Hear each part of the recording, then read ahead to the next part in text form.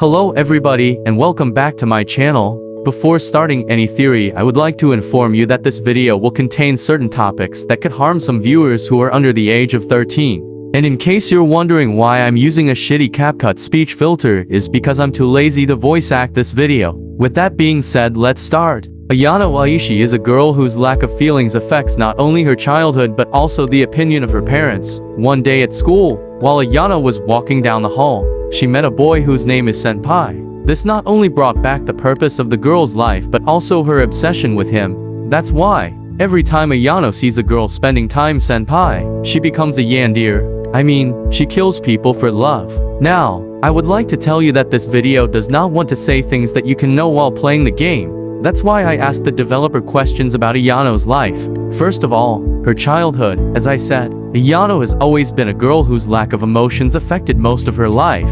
In one of the official videos we can find a story that presents a complete summary of what I want to say. And that is that while Ayano was a child, her parents took her to the doctor to solve the condition that caused her to have no emotions.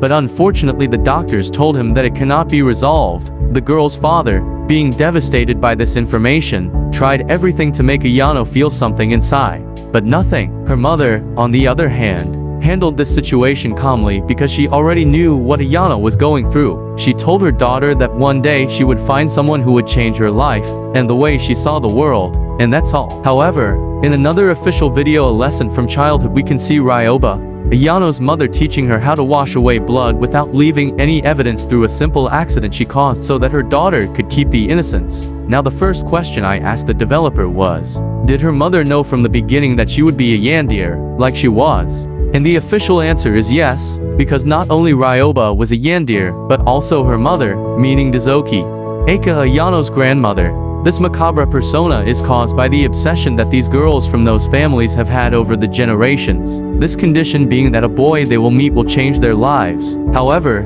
even if Ayano has the same condition as her ancestors, she also has lack of emotions, something that for example Ryoba did not have in the 80s. Her mother had the mysterious persona. But even though there was a difference between Ayano and her mother, Ryoba however knew there was the same solution. Going over her childhood, we will discuss the reason why this girl has an obsession with senpai. This is the second question I have asked. What does Ayano Aishi like the most? Senpai appearance, the emotion senpai causes, or both? In my opinion, the best answer for this question is that Ayano fell in love with senpai because of the feeling, not his appearance, because you can barely see anything interesting about him. These are the canon options the developer prepared. Did you also know, Ayano so obsessed with tarot that she would kill her own mother just to save senpai life? Yeah, that's kind of crazy. As I was saying, Ayano's obsession is so insane that the developer also said the only canon option if senpai rejected her was to snap, nothing else. Plus another thing that would happen if she was caught by the police of a murderer, she would snap, kill everyone around her, and then kill herself. If she, for some reason, did not snap, her mother would break into the jail she was being held in while awaiting trial, and would free her from jail. She would then give Ayano a new identity to live under. None of the Aishi's family secrets would be revealed. Also, even though Ryoba never told Ayano about the journalist or her past, but Ayano did eventually learn about the 1989 trial while she was using the internet. Ayano has deduced that her mother must have been a serial killer when younger. It's kind of obvious, because of all the unusual knowledge she possesses. Maybe Ryoba was somehow an influence against Ayano's yandere persona, or perhaps she would just focus on her love life instead of thinking of her mother, because after all, the developer mentioned she cares more about senpai life than her mother's. What the fuck, Ayano? Anyway, focusing on another thing that is important to Ayano, Info-chan. Info-chan appeared immediately after this. He noticed the abnormal behavior of the girl, and her change as soon as she saw senpai, behind the hidden cameras of the school. Just after Yen-chan wanted to think of a way to kill Osana, Info-chan appeared on her phone, saying that he can help her only if he does certain things for her, as it would be, put new cameras in schools, finish bounties so that Info-chan can blackmail people, and, I'm not talking about panty shots anymore. These things collect info points that can let Ayano buy various things with which she can help herself to kill her rival as quickly as possible. Remember, Info-chan does support what Ayano's doing to the rivals. If Ayano would choose to eliminate them, friendly Info-chan will react with surprise or disappointment when she eliminates a rival pacifistically, and that's because, as she said in a cutscene from the game, she likes seeing people to suffer. Another fact between these two is that Ayano doesn't trust Info-chan, which I think that's logic.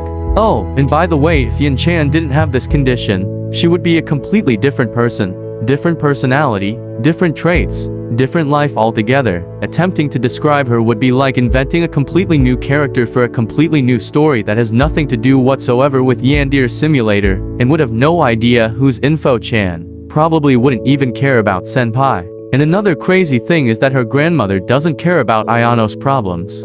That's because she doesn't pay so much attention to her grandchildren. Wow, what a Another thing I would like to mention before telling you fun facts is that Yen-chan's dad was aware that her daughter would be a yandere. During the period of time when Jokichi was a prisoner in Ryoba's basement, he asked her to explain her actions, and she told him about the condition that runs in her family.